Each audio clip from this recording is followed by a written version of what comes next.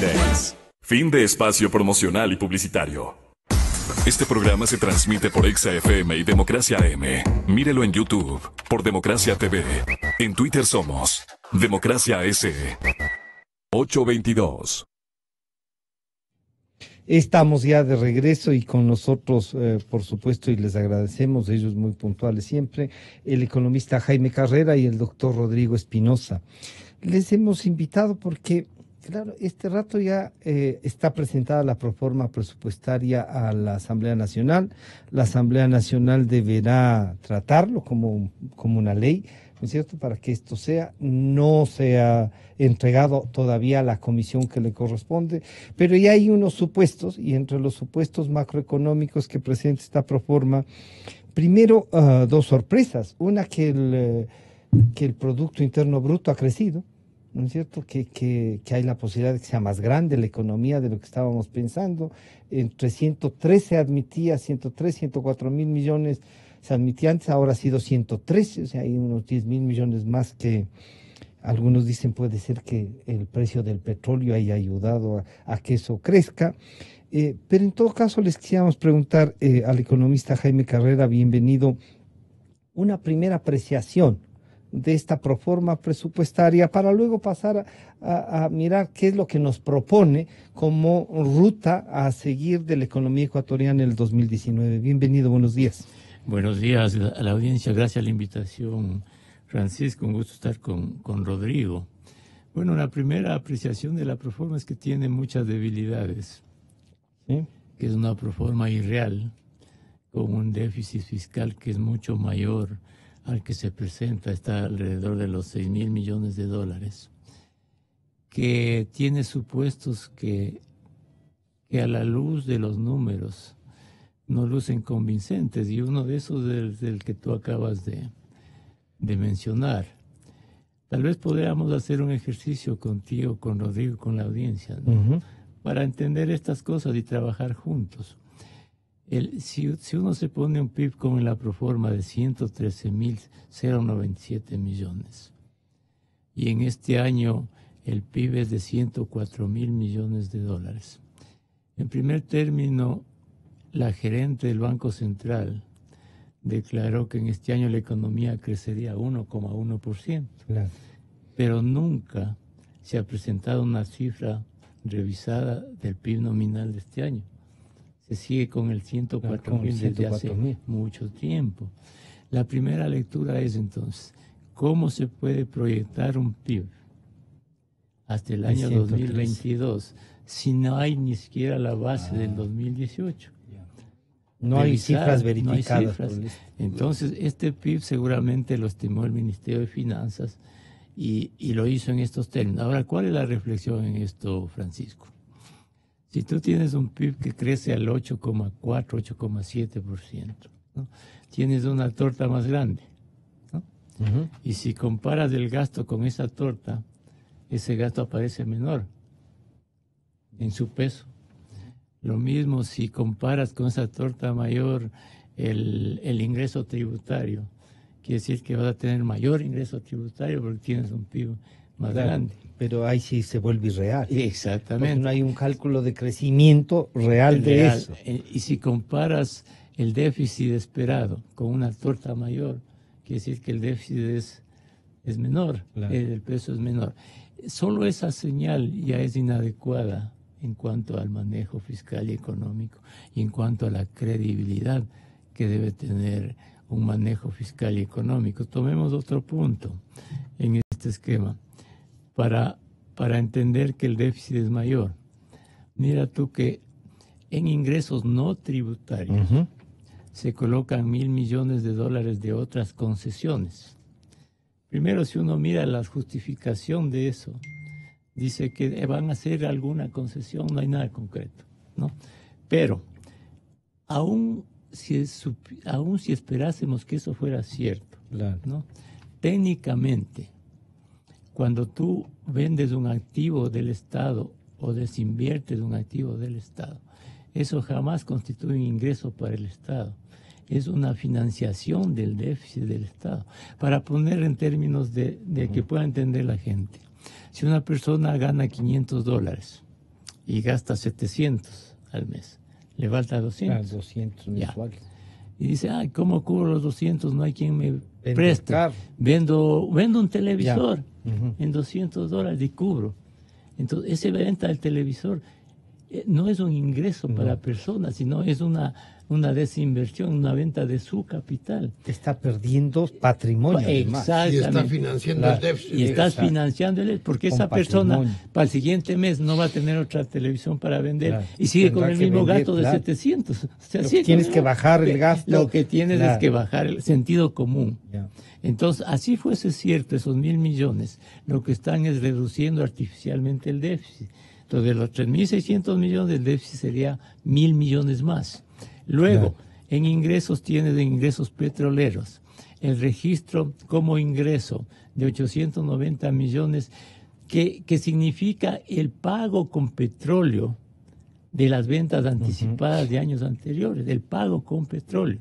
Si bien contablemente, incluso con el Fondo Monetario han conversado y registran eso como ingreso, lo que se llama por arriba de la línea, y como egreso, como amortización, porque cuando tú tomas crudo y pagas una venta anticipada que existe anteriormente, antes recibiste la plata, y hoy lo que haces es dar crudo por ese pago.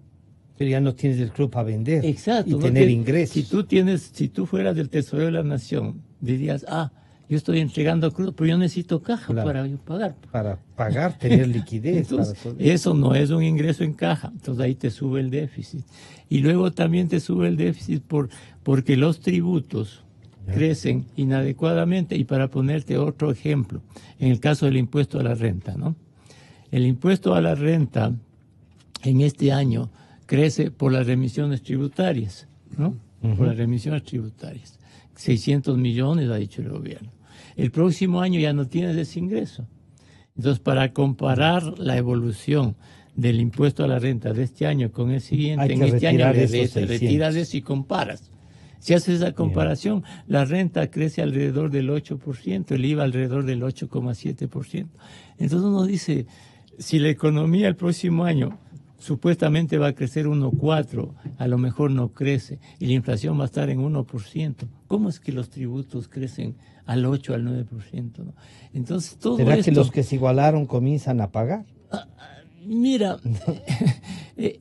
lamentablemente, me parece que estas cifras están acomodadas a las cifras que presentaron en el plan de prosperidad. Y no es bueno que no tengan el sustento adecuado, porque el inversionista, Francisco, revisa cada número del país y hace similares reflexiones a las que hacemos en este momento. Y lo que se hace es entonces perder credibilidad, perder sustento y mandar un mensaje de fragilidad fiscal, de un tratamiento no serio del tema, ¿no? Doctor Rodrigo Espinosa, bienvenido, Rodrigo. Pero hay una cosa que sí se nota, por lo menos en números, diría. La diferencia entre la reforma presupuestaria actual y la planteada. Ahora es de 31.500 millones de dólares, digámoslo así. Y la otra era de casi 34.000 millones. ¿Qué mensaje es ese? Uno al solo observar esto de 31.000, digamos 32 y 35.000 millones. Ahí hay 3.000 millones que están haciendo un esfuerzo de bajar. ¿Será solo inversión?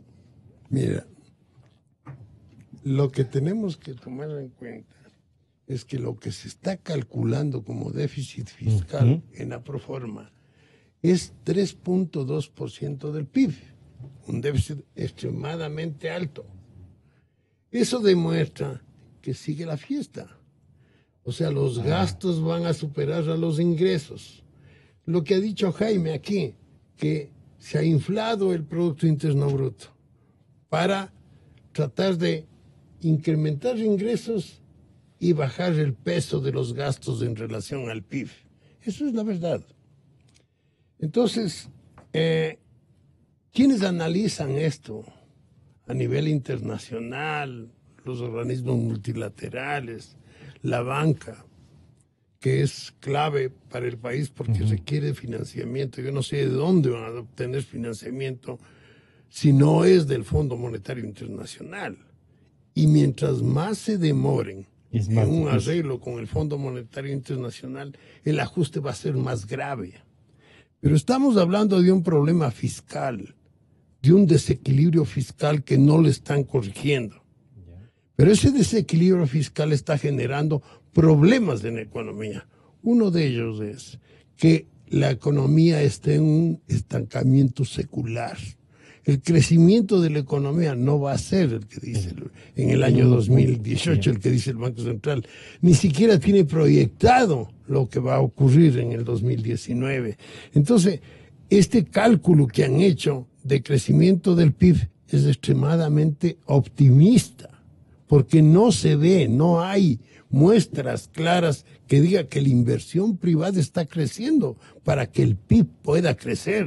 La inversión privada sigue estancada y no se nota. El sector exportador del país está mostrando ya déficit en la balanza comercial. El problema gravísimo que tenemos como consecuencia del déficit fiscal es lo que está ocurriendo en la balanza de pagos, que tenemos un desequilibrio extremadamente fuerte. Y una demostración de ese desequilibrio es lo que sucede con la Reserva Monetaria Internacional. La Reserva Monetaria del Banco Central es de las más bajas desde el año 2008 para acá, a octubre. Entonces estamos con niveles de reserva similares, por ejemplo, al que tuvimos en mayo del 2009, cuando hubo una caída del petróleo, hubo la crisis financiera internacional.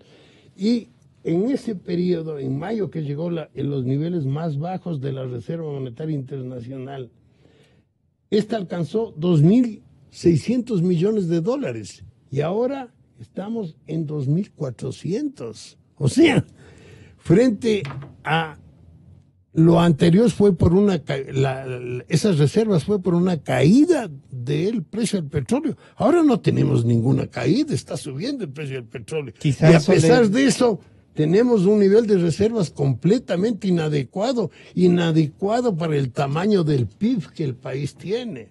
Entonces esto está generando un desequilibrio monetario extremadamente grave. Yo considero que es mucho más grave que el problema fiscal. Y nadie está haciendo nada para corregir este problema del Banco Central, ¿no? La situación del Banco Central es terriblemente negativa. Reservas no encontramos en esta proforma algo que inicie el pago de esas reservas que fueron gastadas. No hay un mensaje siquiera para eso. En el año 2017, el gobierno pagó una obligación al Banco Central, más de 2.000 millones, lo pagó con acciones de la banca pública. O sea, eso no se ha arreglado, sigue igual. Le entregaron papeles para que Y cubra la a pesar de que contabilidad. sigue igual, el balance del Banco Central está gravemente afectado. Entonces hay un problema muy serio, extremadamente serio, que el Fondo Monetario es el único que puede arreglar. Mi preocupación es que yo veo que en la medicina sucede una cuestión que el médico neurólogo es un especialista. Especialista que dicen que en el país no hay esa especialización, tienen que especializarse afuera. En la parte monetaria es igual. No todos los economistas entienden de monetaria. Hay que especializarse en monetaria. Y lamentablemente estamos escasos de economistas monetaristas. Y por eso es que no se dan cuenta de este problema serio que tiene el país.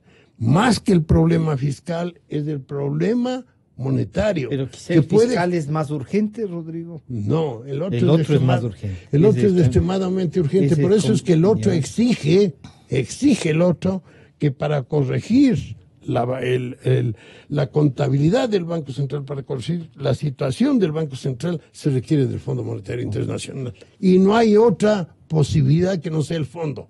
Y mientras más se demoren en llamar al Fondo Monetario, el problema del ajuste va a ser muchísimo más grave. Jaime, uno diría aquí viendo ingresos permanentes, dice, de este año 18.000, ingresos de la proforma 19.555 y de gastos permanentes 18.865. Uno diría, están casi empates, pero sí queda ahí algo. pero no consta lo que está, lo del Banco Central. Sí consta lo del Seguro Social, los 1.200, pero dicen ya no es 1.200, sino 2.400. El 40% para la... Alguien me decía a mí, y yo mismo dije un día, me resulta esperanzador ver la proforma presupuestaria. Pero si es que es solo de ilusiones, no solo pueden romper la esperanza, sino que podemos darnos contra el piso. A ver, no, el Ecuador generalmente, y los medios lo hacen también, asumen los números que se presentan desde los gobiernos con cierta credibilidad, pero lamentablemente, incluso aun cuando las convicciones de quienes manejan las finanzas públicas fueran otras, son otras las consideraciones que se toman para poner los números en las proformas. Por eso es que siempre, Francisco, si uno se hace un análisis de las proformas que se presentan y las realidades en la ejecución son absolutamente diferentes, y por eso es que el riesgo país es alto y hay falta de credibilidad. Y en esto hagamos conjuntamente con quienes nos oyen los ejercicios para que cada uno haga sus propias reflexiones. Tú le preguntabas a Rodrigo si es una buena señal presentar un presupuesto de 31.318 millones de dólares. Pero si tú le sumas a esa 31.318 millones el valor de la cuenta de importación de derivados, que es 4.841 millones. Ya no es. La proforma es de 36.160 millones de dólares. Y la de este año fue de 34.853 millones. O sea que subimos más bien 2.000 Entonces, millones. no es un buen mensaje eso, ¿no? Tratar de decir, presento en 31.000, pero por acá están 4.800 y eso sí estaba antes. No, la proforma real es de 36.160 millones de dólares. 36. Bien. Aclarado esto, topemos del otro el tema que tú dices, los ingresos permanentes igual a los gastos permanentes. A ver, la Constitución establece esta regla, ¿no? Pero generalmente los ingresos permanentes, por sentido común, ¿cuáles son? Los tributos. Claro. Generalmente los tributos, ¿no? Pero aquí se incluye ingresos no tributarios, transferencias corrientes, y además se incluye los 1.000 millones de las concesiones. Ustedes pensarían... Se incluye la esperanza de poder vender en eso, pero también pero hay además un no peligro, es ingreso. ¿no? Claro. Eso no es ingreso, lo que es ya nos financiamiento. explicamos, financiamiento. Pero solo hagamos, ya, el gasto permanente, ¿cuál es? El gasto corriente del Estado. Sueldos, bienes y servicios, transferencias, etc. Hagamos solo la siguiente relación.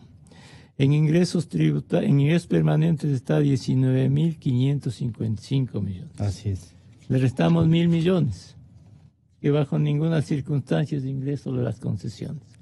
Queda 18.555, ¿no? ¿Y cuáles son los gastos permanentes que se dicen en la misma proforma?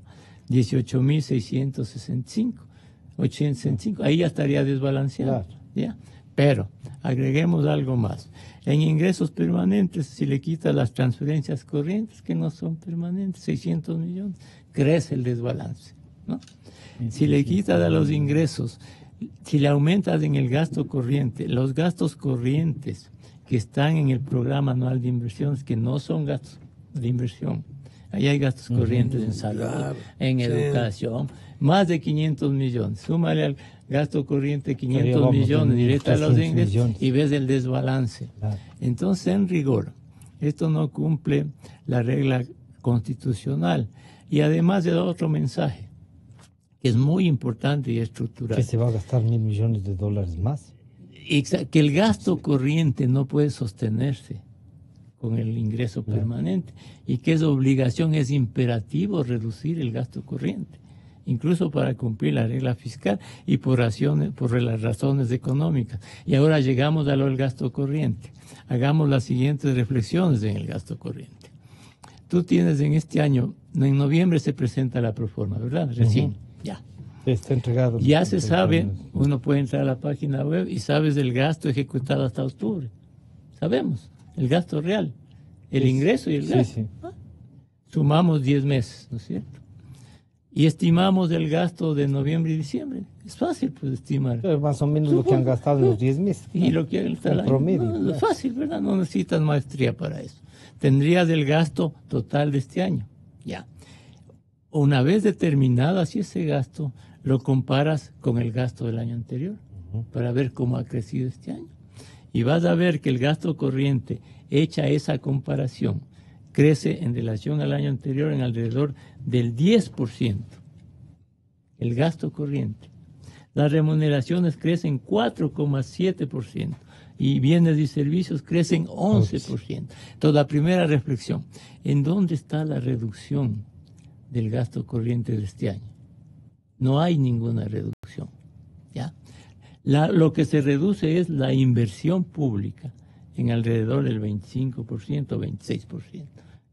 Pero no hay ninguna austeridad. En la inversión en ha este habido año. también una Ahí contracción también, y no se ha ejecutado lo de la proforma. Claro, entonces la comparación, gasto de vengado de este año con gasto del año anterior.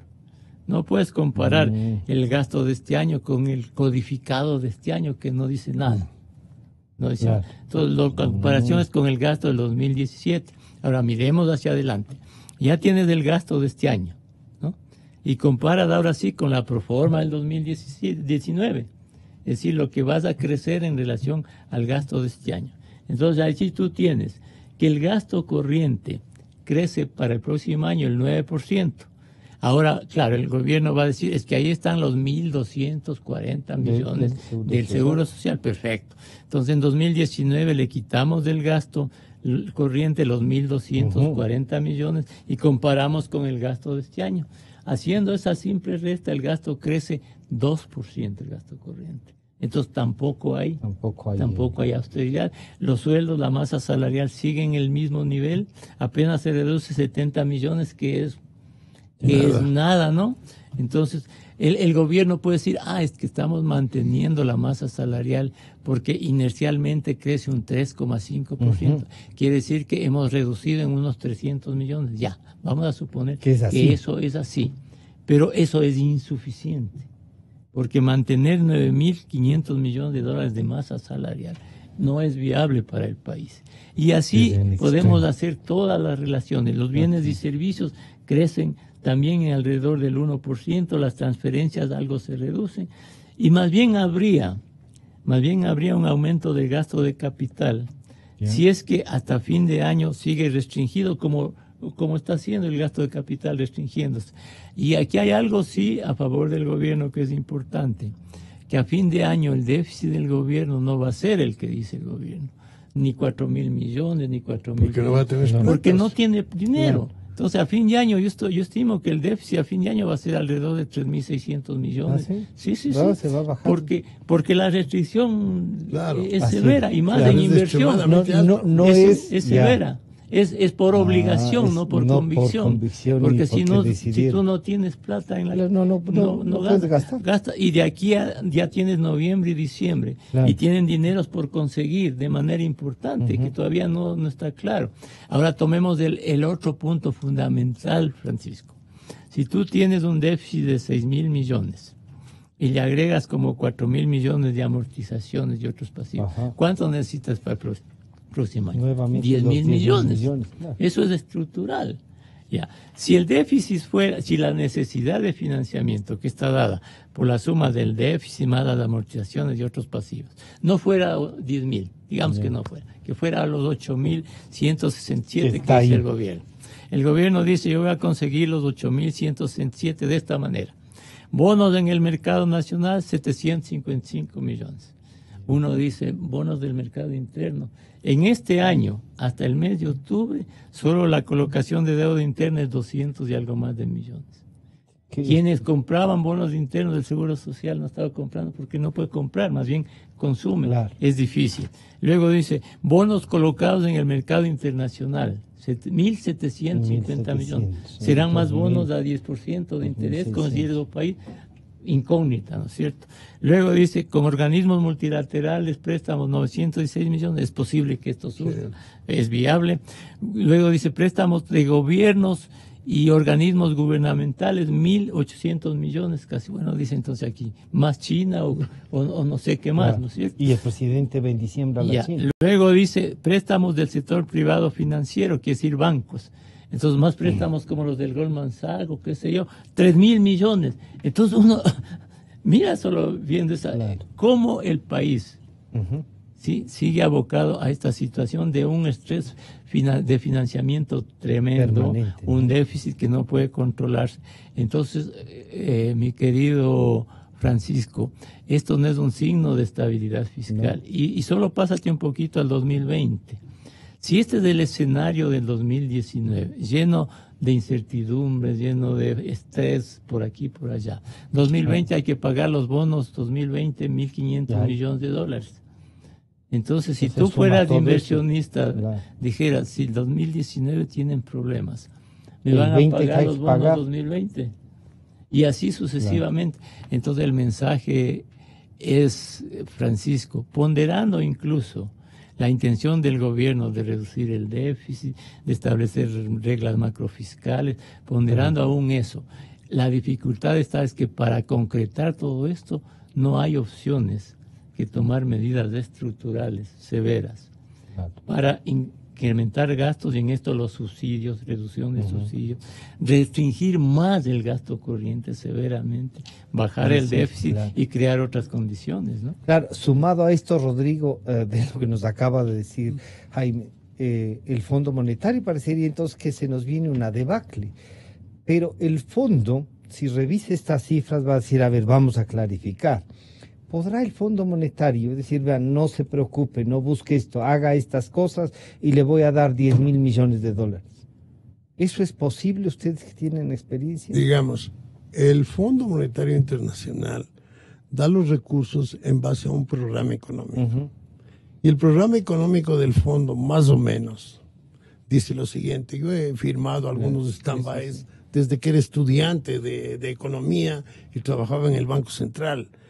Era común en el Banco Central hacer stand-bys que la gente ni conocía, porque una de las formas de defenderse el Banco Central del crédito del gobierno es teniendo un stand-by que impedía que el gobierno utilice el Banco Central como a bien quisiera.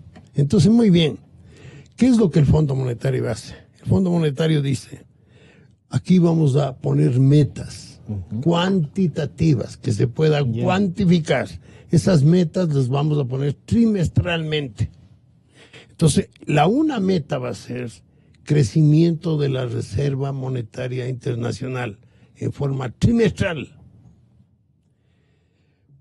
¿Qué es lo que podemos hacer para crecer las reservas monetarias internacionales cuando vemos que el país no tiene una apertura de su mercado que permita que las exportaciones crezcan? Pero eso tampoco se consigue en un trimestre. No, eso no se consigue. Pero el Fondo Monetario va a hacer un análisis y va a pedir un crecimiento. El otro asunto es el crédito interno neto. Crédito interno neto es crédito concedido por el Banco Central menos los depósitos que hay en el Banco Central. Por lo general, el crédito interno neto históricamente en el Ecuador ha sido negativo. O sea, los depósitos que tiene el Banco Central son muchos mayores al crédito que ha dado el Banco Central, con excepción de la época de Correa, que en la época de Correa da la casualidad que a partir del año 2016, del 16, el crédito interno neto pasó a ser positivo. O sea, el Banco Central había dado más crédito que los depósitos que tenía. Y tenemos un nivel de crédito, de activo interno neto, crédito interno neto, digamos, positivo, que el fondo sí va a decir, aquí me bajan. Esto tiene que ser negativo.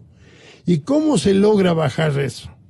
¿Corrigiendo al Banco Central? No, se corrige es aumentando los depósitos en el Banco Central frente a los ingresos, frente a los gastos del gobierno. Los ingresos tienen que superar a los gastos. Claro. Igual en el sector financiero.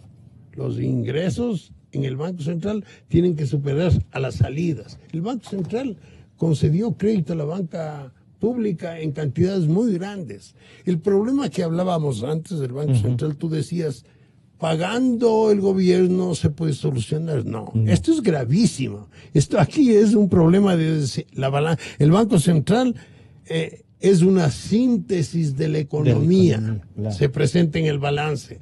La balanza de pagos está a través de la Reserva Monetaria y el crédito interno neto, que es el déficit fiscal, las cuentas fiscales y la situación del mercado financiero, del sector financiero, las reservas bancarias, que tienen que crecer esas reservas bancarias para ayudar a captar más recursos de depósitos del Banco Central a fin de evitar que se genere una expansión monetaria. Entonces estamos con un problema serio aquí que no se corrige. Sinceramente, no puedes corregirse en el fondo. Lo fiscal que además Jaime dice y nos hace cuentas de lo fiscal, sumado a esto, uno dice, oigan, entonces economistas, que hay que cerrar la puerta. Es un problema gravísimo que está corriendo peligro la dolarización, pero no se están dando cuenta. Eso es lo que mi preocupación. Afuera sí se dan cuenta. Afuera los bancos hacen análisis y hay expertos que están manejando el Ecuador y que dicen y señalan y están extremadamente preocupados. Y aquí han venido algunos a presentar sus documentos en donde ha dicho el problema del Banco Central es gravísimo, gravísimo. Entonces dicen, la situación fiscal hay que arreglarle rápidamente. Entonces ellos ven, la única forma es que el Ecuador le maneje la economía, porque no hay capacidad, según veo, porque presentar una proforma con un déficit del 3.2% que requiere acudir sin tomar en cuenta todas las cifras que Jaime nos ha recordado. Que acudir a financiamiento en 8.000 o 10.000 millones, imposible que el Ecuador obtenga ese tipo de financiamiento.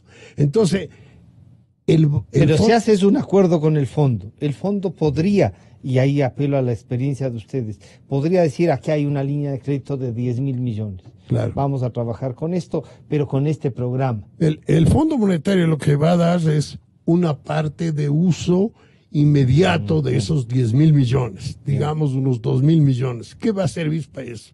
Primero el fondo va a decir, esta plata tiene que estar en la Reserva Monetaria Internacional y se puede utilizar esto solamente para hacer pagos al exterior del gobierno, que tiene una deuda externa gravísima, ¿no? Y que es lo que está succionando la Reserva Monetaria. Eso te alivia para que tú puedas hacer otro tipo de políticas, arreglar la parte fiscal, arreglar la parte laboral. Porque el problema de la inflexibilidad laboral es gravísimo en Ecuador. El Ecuador es un país que el salario mínimo es superior al de Colombia y al de Perú. Y va creciendo.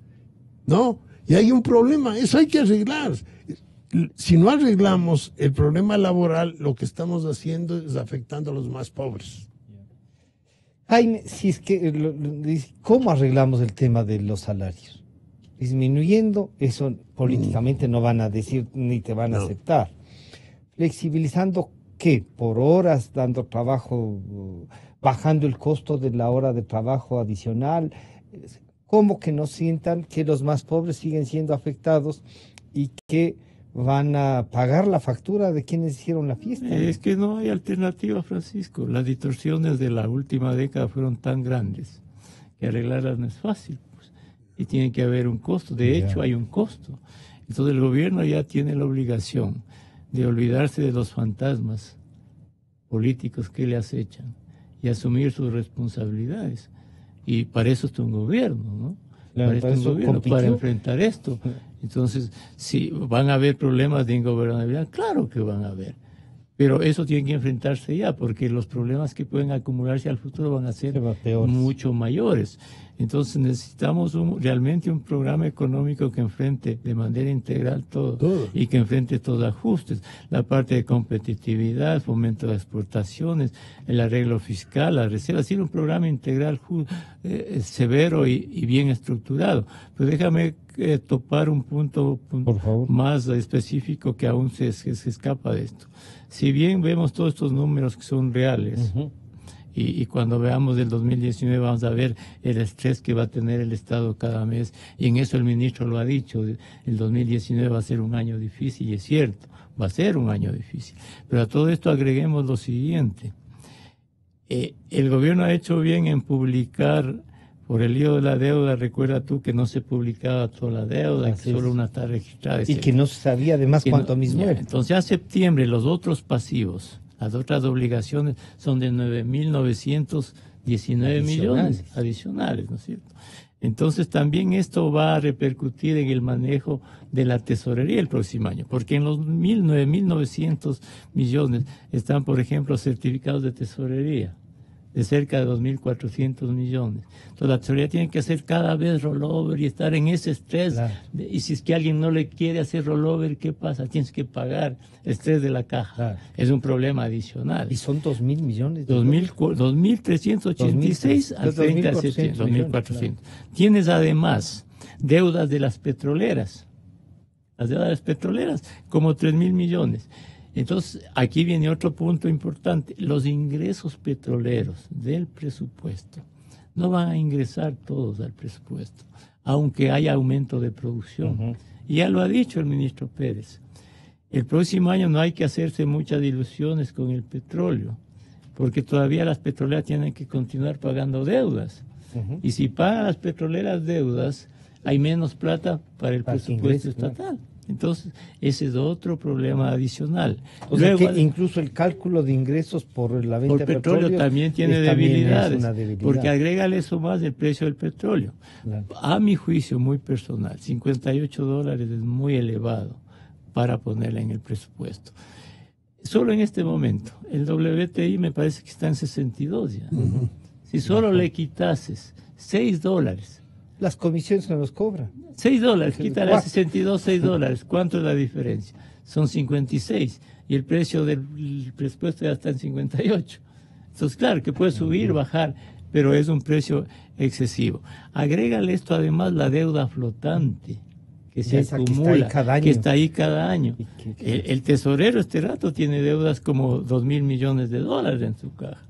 Y las que van acumulándose hasta diciembre serán la deuda flotante 2.500 millones o más tal vez, ¿no? Entonces mira todas estas cosas y no es que seamos negativos en el análisis, lo que hay que ser es realista para enfrentar todo este tipo de cosas y transmitir la necesidad a la sociedad y al gobierno de que tiene que haber un acuerdo nacional para enfrentar esto, que significa costos, sí, que hay que minimizar costos para los sectores vulnerables, sí, pero no hay que dilatar las soluciones a esto, porque el Ecuador no puede vivir de transición en transición hasta que venga otra crisis. ¿Qué pasa si el gobierno no hace lo que debe hacer hasta el 2021? Y permanece, si es que alcanza a sobrevivir, porque a este ritmo no va a alcanzar ni a sobrevivir, no va a llegar. Y el próximo gobierno, ¿qué tendrá que hacer? Recién comenzar a operar y hacer ajustes, y así vamos a seguir, ¿cuánto? 20 años más, como después de la deuda de los años 70. Entonces hay que hacer las cosas. O sea, el Fondo Monetario es importante. El fondo, los bancos, el Banco Mundial, el Banco Interamericano. Sí, digamos, con la participación del Fondo Monetario Internacional aquí, hasta otras cosas mejoran. Por ejemplo, cuando el ministro de Recursos quiere entregar campos petroleros a compañías, se dice, los expertos dicen que las compañías que están recibiendo estos campos son desconocidas. Con el Fondo Monetario aquí van a venir las conocidas, porque van a tener... Tienen fortaleza. Claro. Entonces, ese tipo de cosas da un beneficio sustancial. El Fondo Monetario hace que el BID dé una línea de crédito mucho más grande, que el Banco Mundial dé una línea de crédito mucho más grande y pueda dar recursos que pueda ser de libre utilización el Banco Mundial. Igual la CAF. Entonces todo el mundo, toda la parte financiera se junta para ser positiva. Igual la banca. La banca cuando tiene un Fondo Monetario atrás tiene más confianza. Créditos y bajar Uno de los problemas que tuvo Argentina, que hizo un buen programa con el Fondo Monetario, fue que cogió la plata que le dio el Fondo Monetario Internacional y lo que le utilizó para defender al peso. O sea, comenzó a comprar pesos para evitar que el dólar suba. Entonces le dijo el fondo, hasta aquí nomás. Sí. Señores, ya no les doy más. Claro. Entonces ahora está prohibido la Argentina de utilizar los recursos del fondo para defender el peso argentino, ¿no? Le dijo, te podrían decir, Rodrigo, es muy fondo monetarista. Y uno dice cuando, claro, han generado un chip en la cabeza del Fondo Monetario que parece que viene a imponernos algo que no nos gusta, pero es que viene a pedirnos que hagamos lo que necesitamos. No, digamos, el fondo lo que te va a decir es, la reserva monetaria tiene que ir subiendo. Y eso es importante. Claro. Todo el mundo sabe que eso tiene que hacer. Claro. Que los depósitos en el Banco Central tienen que crecer en relación al crédito, porque eso demuestra que el déficit fiscal tiene que ser menor, que la situación financiera del sector bancario tiene que ser positiva, más solvente. Entonces, mejor ese tipo. ¿Cómo lo haces? El fondo te deja a ti que mediante políticas hagas un programa. Por ejemplo, algo que es importante es el asunto de subsidios. Un cambio en la política de subsidios, como decía Augusto de la Torre. No subsidiemos a través del precio. Ya. No, porque le estamos dando directamente. Si no subsidiemos directamente, si yo quiero, elimino los subsidios a los combustibles y comienzo a dar directamente el apoyo, así como se hizo antes, por ejemplo, con el bono de desarrollo, claro, que fue directo. Entonces, directo puede dar para el transporte, claro, para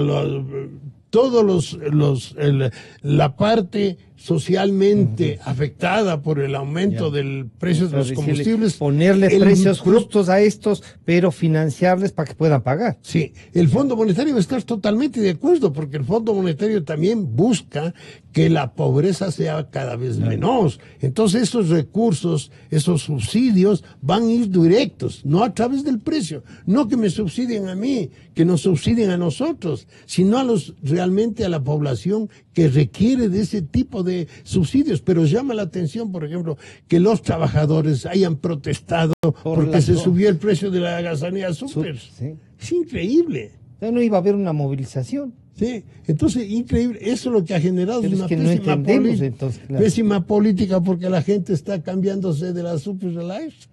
Entonces le está resultando más barato consumir el combustible. Claro. Entonces puede usar más. Entonces estamos contaminando. Entonces, y estamos apoyando lo que no tenemos, lo que se olvida el país es que el subsidio a los combustibles ha generado que un 30% de las importaciones de combustible que el país hace se vaya en contrabando. Jaime, estamos terminando y les pediría a los dos, esto debe aprobar el Congreso. ¿Qué debería plantear el Congreso como institución? No para hacerle oposición ni para quebrar un programa, sino por necesidad del país. Claro, pensar, y Rodrigo dice, el fondo es una salida, pero el fondo ha sido tan mal vendido como imagen. Parece que es una especie de castigo divino. No, pues es que el Ecuador tiene que desmitificar lo del fondo. La costumbre de los países, Francisco, es echar la culpa a alguien de los males nacionales. No olvidémonos del fondo. ¿Qué tiene que hacer el Ecuador?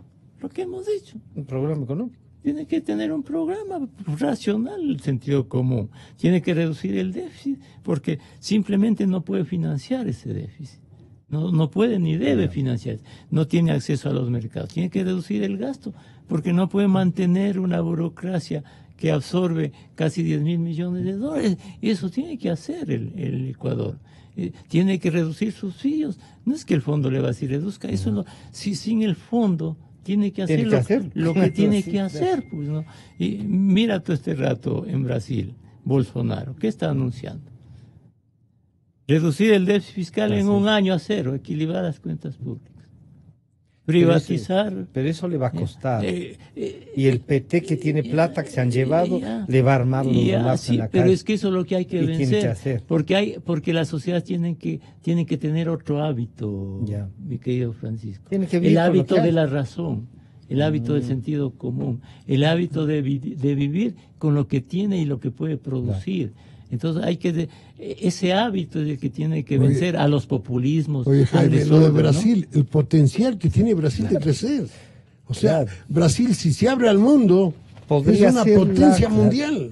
¿Qué debe hacer la Asamblea, Rodrigo, con esto? La Asamblea tiene que manejar un presupuesto muchísimo más austero. Yo creo que ahí, bajar cifras. Yo creo que ahí el ministro va a ser el más beneficiado si se bajan. Pero ¿entenderán ellos o le querrán poner, si le acaban de poner 300 millones con la ley amazónica? Bueno, pero la gente está asustada. Ve que el país no se mueve. Pero ¿entenderán que hay en la Asamblea que podrían ellos cambiarlo y dar un mensaje distinto? Porque yo creo que los legisladores se dan cuenta que el Ecuador con este proforma no va a poder conseguir financiamiento para financiar esta proforma. Entonces, que necesita financiamiento. ¿De dónde va a sacar ese financiamiento? ¿Animarán, Jaime, a a ver, los políticos tienen que entender y entender que lo políticamente correcto es lo que necesita el país y no lo que les da votos a los políticos que han degradado el manejo económico y fiscal, que se han acostumbrado a actuar incorrectamente. Tienen que cambiar los políticos la visión política de las responsabilidades con el país, Francisco, y no acostumbrarse como se hacía antes. Jaime, por ejemplo, se ha hablado mucho desde hace mucho tiempo, se está hablando de que la inversión privada va a crecer, que vamos a crecer esto, que van a venir 1.000 millones, que 3.000 millones. ¿Dónde están? ¿Dónde están? Más bien tienen que hablar cómo van a lograr que las exportaciones aumenten, cómo van a lograr que la inversión extranjera venga. Todavía no hay los tratados bilaterales de inversión. Entonces, ese tipo de cosas son las que deben hablar, no que reunirse y que vamos a aumentar las inversiones en 3.000, 4.000 millones. Puro cuento, porque hasta ahora no hay nada. Bueno, esperemos entonces, Jaime y Rodrigo, que la Asamblea reaccione también y se sume a una cosa más seria, ¿no? Que pueda plantearse. Creo que han hecho un esfuerzo, eso lo reconocían ustedes también, pero que no es suficiente, que hay que tomar esto con mayor... Han estado con nosotros el economista Jaime Carrera y el doctor Rodrigo Espinosa, la Proforma General del Estado. Nos estamos encontrando el día de mañana. Muchas gracias. Gracias a ustedes. Este programa se